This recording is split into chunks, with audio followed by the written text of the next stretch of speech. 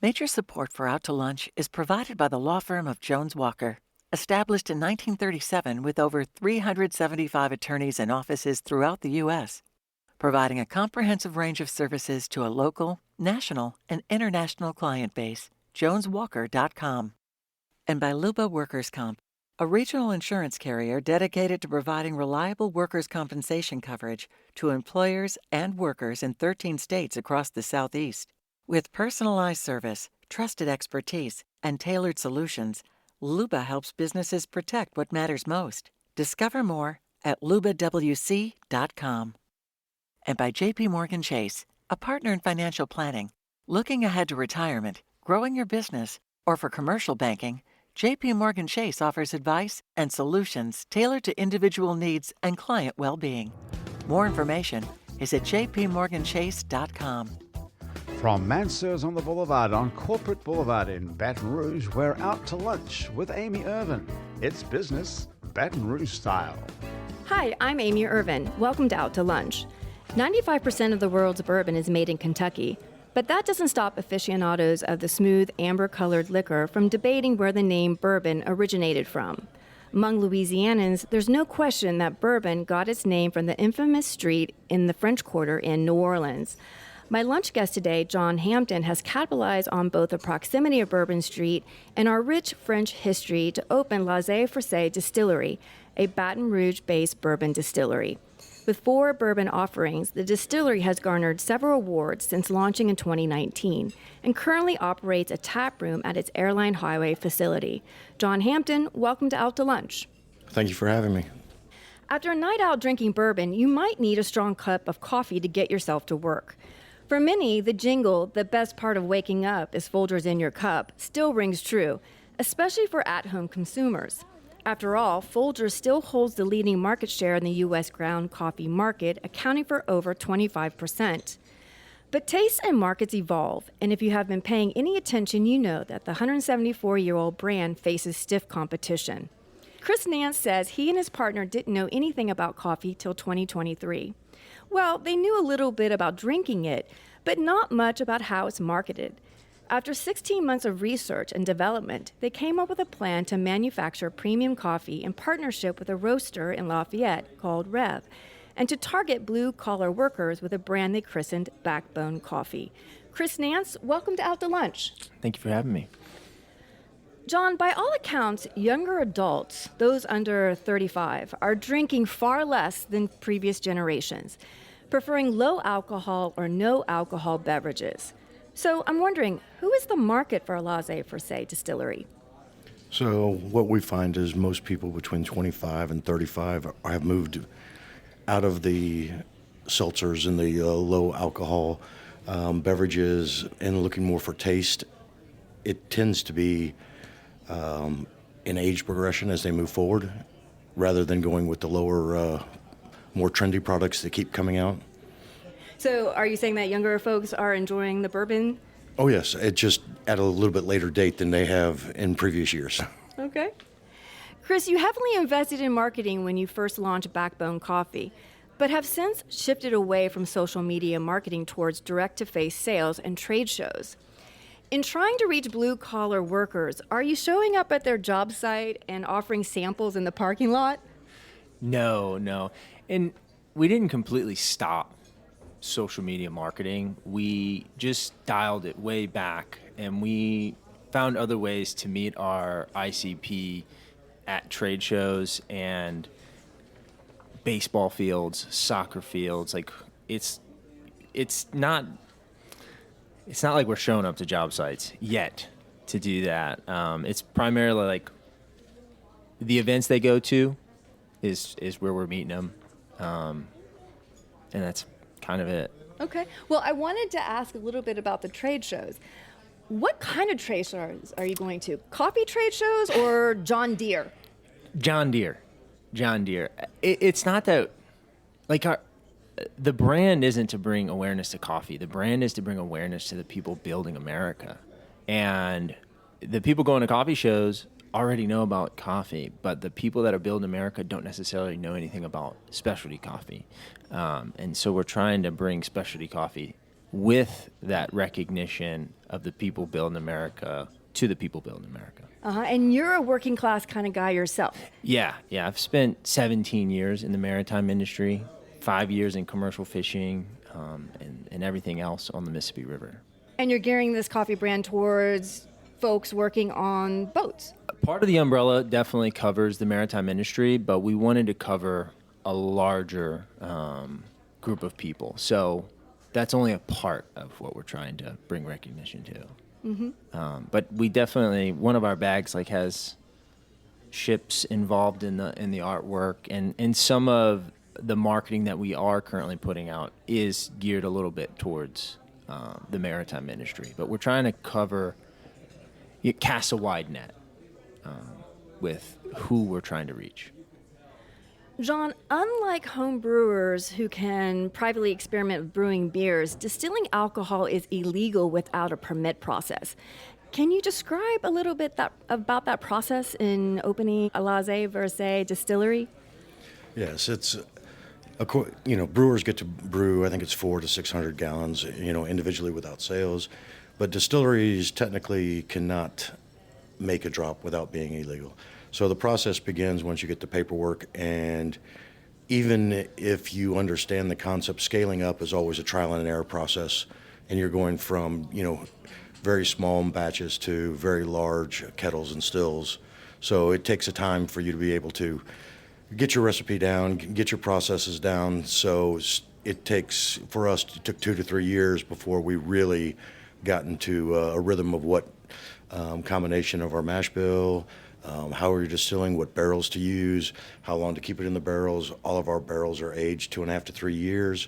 So we sit back and watch it over time. So just getting started at the onset is not a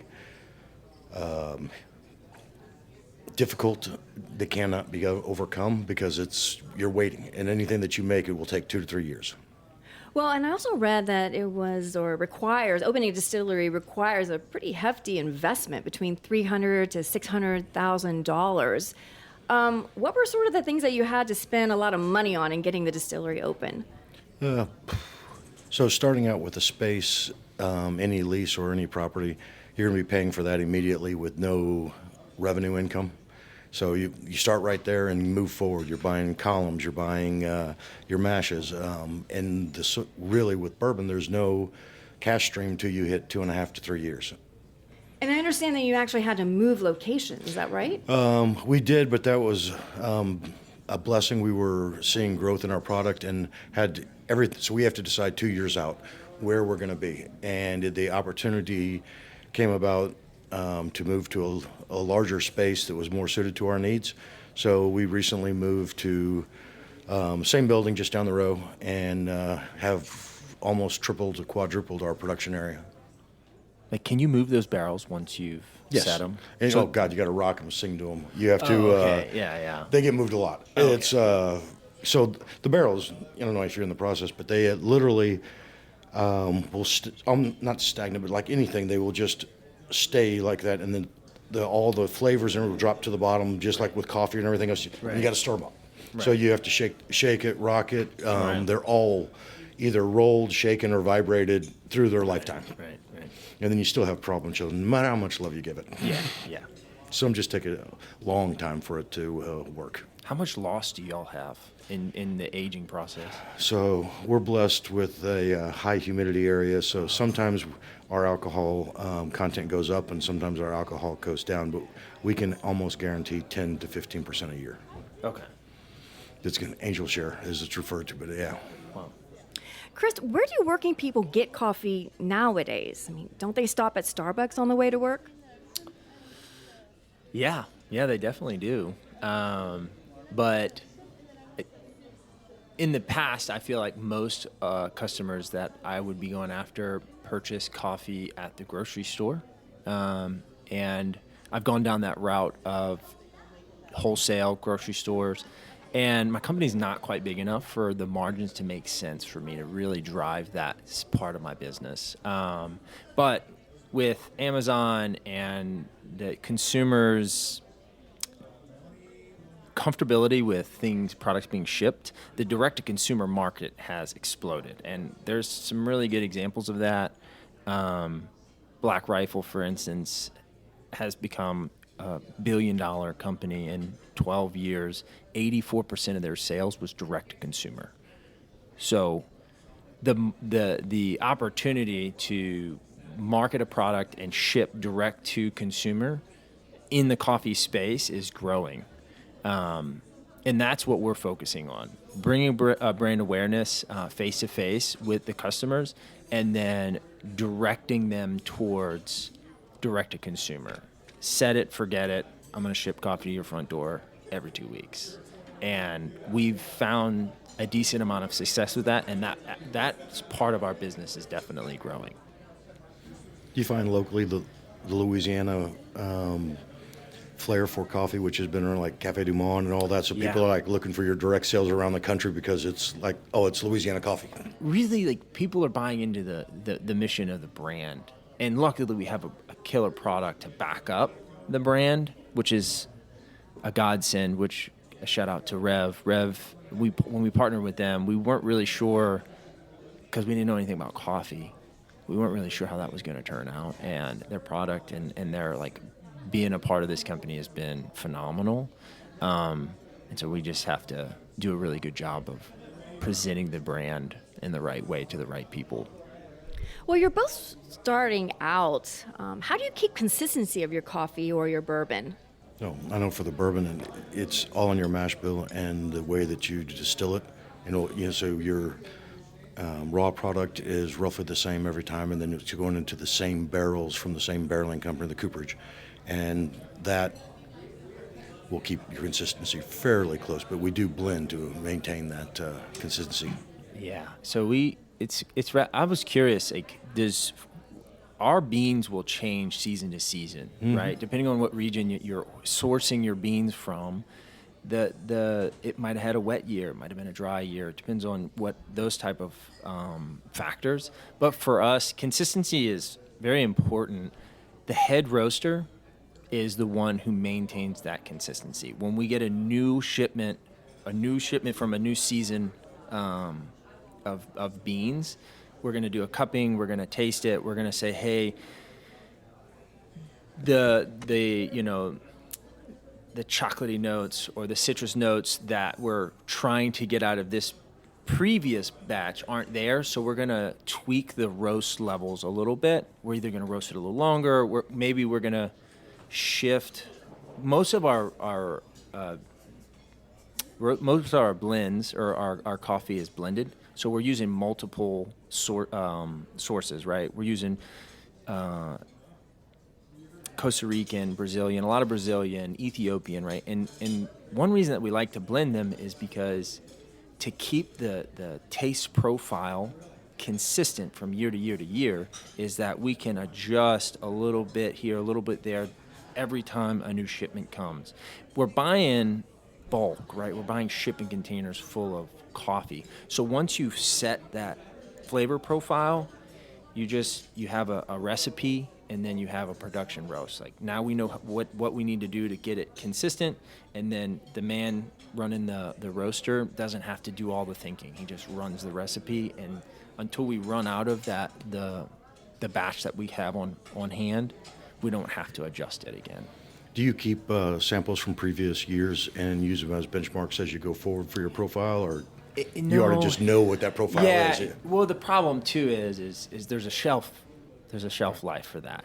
There's a shelf life for both green beans, and there's a shelf life for roasted coffee. And so, no, we don't. We just have enough, and it really has something to do with our head roaster, who's got 25 years. Like, he's doing all of that. Like, to be honest, I'm learning. He's doing it, right? But he knows what that profile is, and we do a cupping every week. And a cupping is to be consistent with our ability to taste those finer aspects of the profile of the bean, and to be consistent with the way that we're doing that, and to keep our skills sharp. And then that just correlates into he knows what that tasted like, hopefully.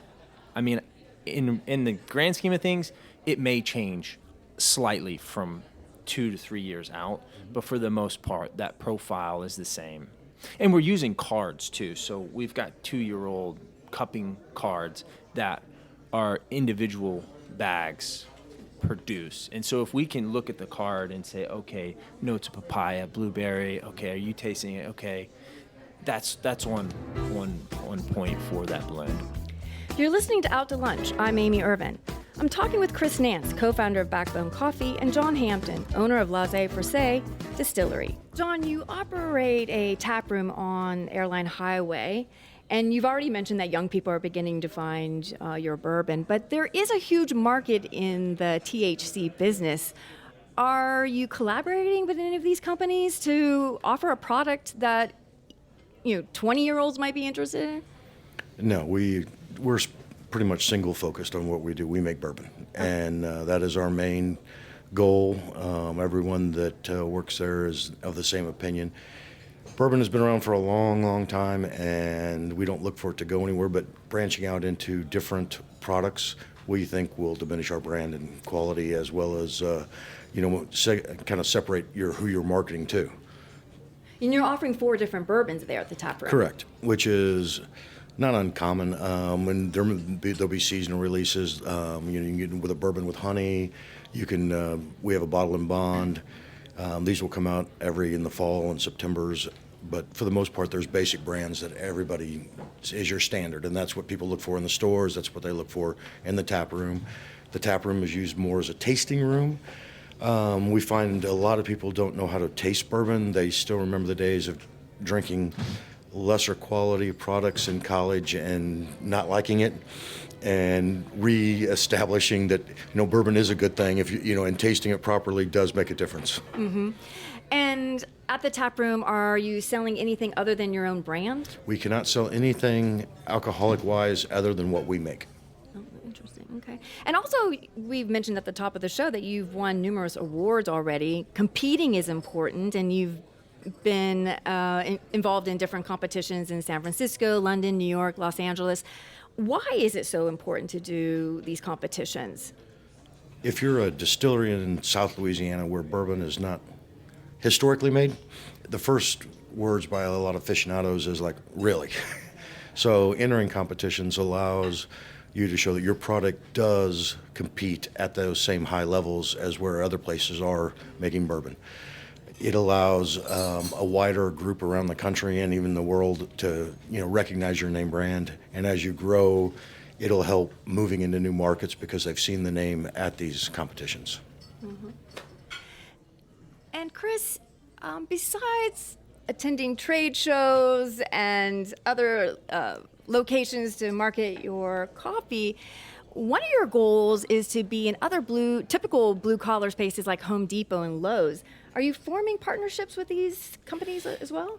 No, not yet. Our 10-year vision is to be the coffee company that is synonymous with those box stores like Lowe's and Home Depot. But before we really can go after those type of companies, we need a lot more brand recognition. So for right now, we're just focusing on total revenue, brand recognition, and brand trust. And our hopes is as we grow the brand, those larger stores will come to us. Have you moved into the K-Cups? K-Cups is, yes. So we're moving in the direction of K-Cups. We're a high-end coffee brand, and it's really hard to get that flavor profile out of a K-Cup. But our customer base has asked for it so much that we have to figure it out. We definitely won't be pioneers in the K-Cup industry. We're going to go find somebody that knows how to do it really well and do a partnership with them. I fought the K-Cups forever, but in the end, I still use my French press, but it's like you can just pop it in and have a coffee. Everyone is using them in one form or the other.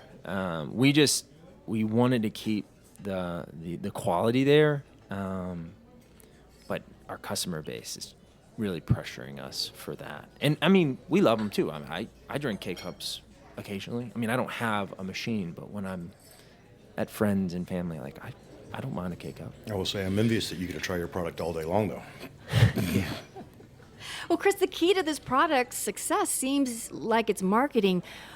Why do you think coffee marketing companies like Starbucks haven't gone after the blue-collar client?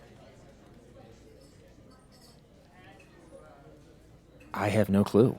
I mean, it's a massive market, and they are obviously a part, like someone serving this market. I mean, this customer base product. Someone is. I just don't think anybody's marketed directly to them and for that for that customer base. I have no clue. And I think other companies are starting to, like, I think Community Coffee is starting a push towards there. But that's a large ship. For them to turn their brand be pretty hard. I mean, not that they are, but they definitely are moving in the direction to market towards blue collar more and more. When I think of Community Coffee, I think of their chicory line. And Yeah. you've also recently introduced Yeah. chicory into your Yep. product line. Yep. You think that's going to help I have- among your Louisiana coffee drinkers? Honestly, we launched that product because I liked the coffee. And so I grew up with chicory in coffee, and my whole family, that's what we always drank. And so it just seemed like the right thing to do. I don't necessarily think that it's going to be a game changer for us, but I think it's the best chicory coffee I've ever had. John, we talked a little bit earlier about permitting, but are there other Louisiana laws that are impacting your business as far as dealing with, liquor laws generally that the state requires? Our liquor laws in Louisiana are complicated. We're a three-party state, but knowing that, and it's not too difficult to navigate. We have a very good partnership with our distributor who handles our products.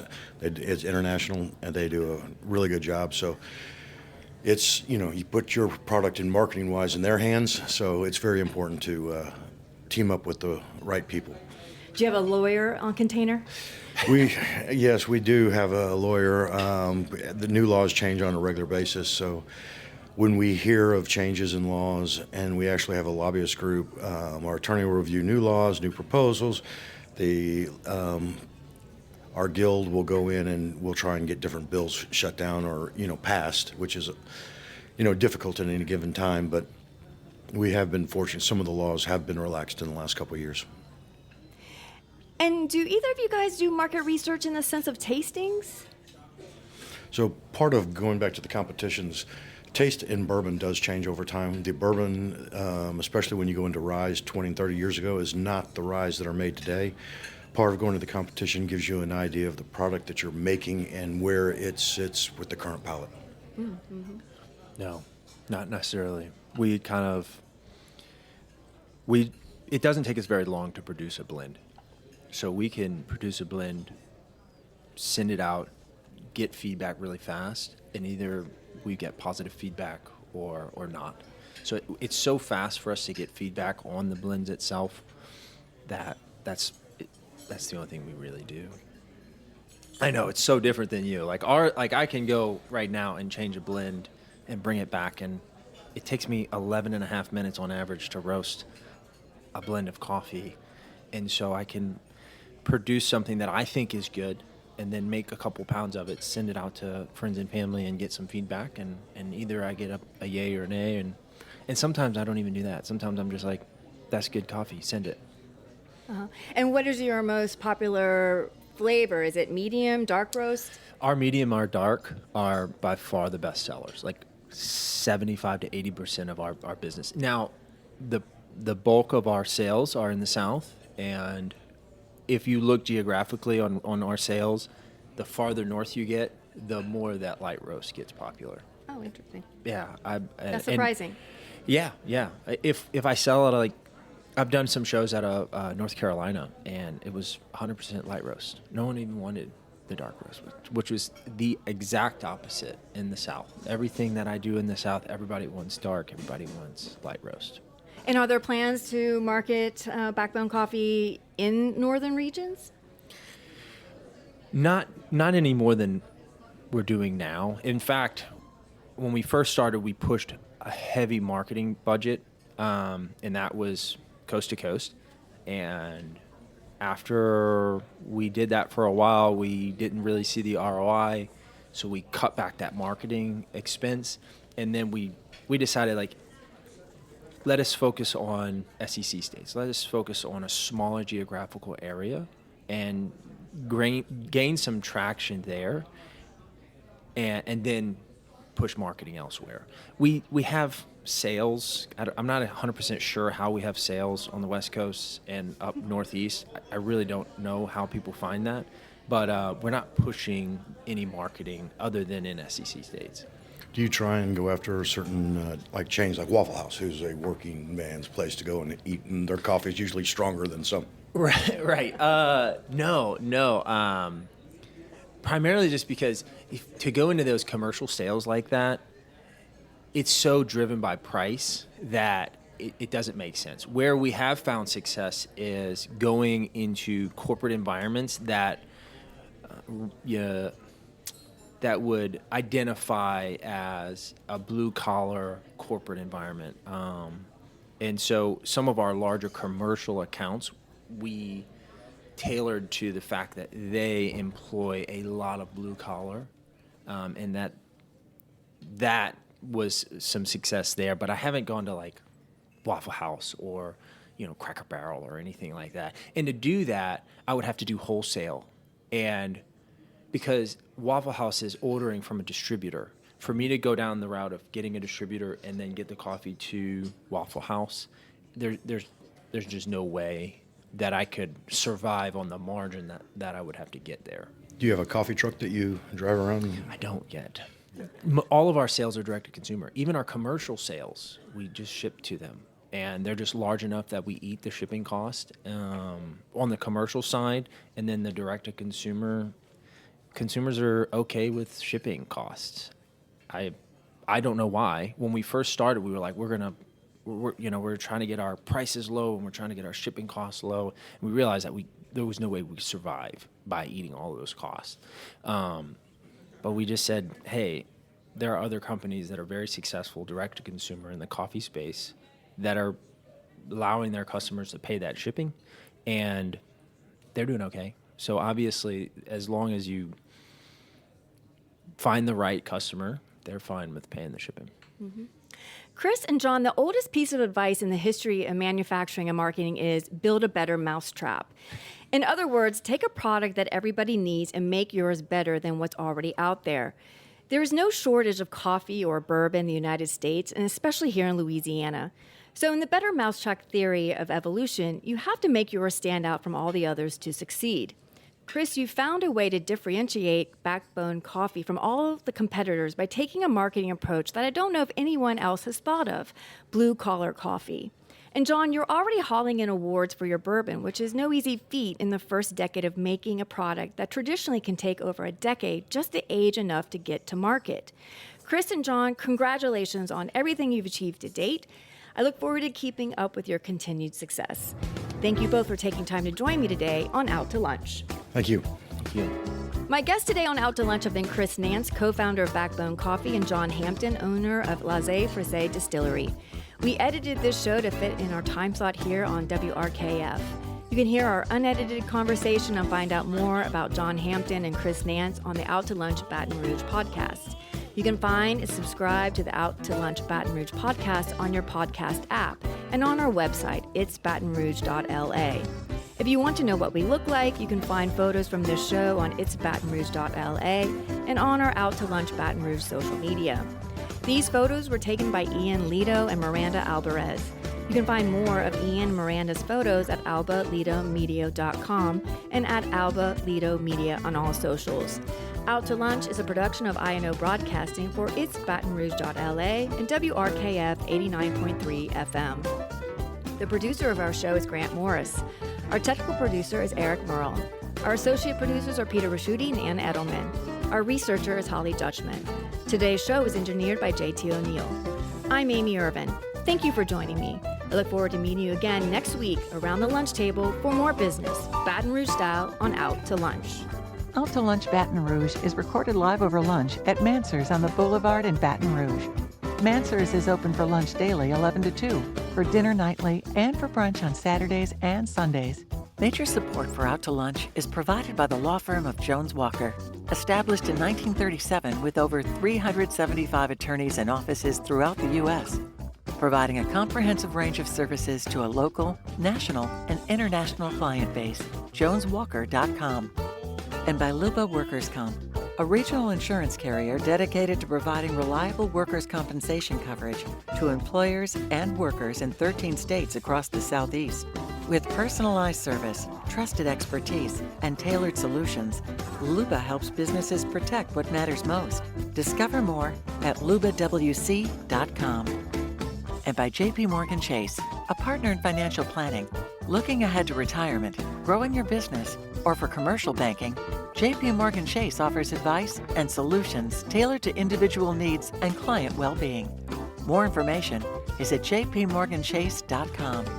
Mitchell Foreman wrote and performs all the music on Out to Lunch. You can hear Mitchell's music anywhere great jazz is sold or streamed, and at mitchellforeman.com.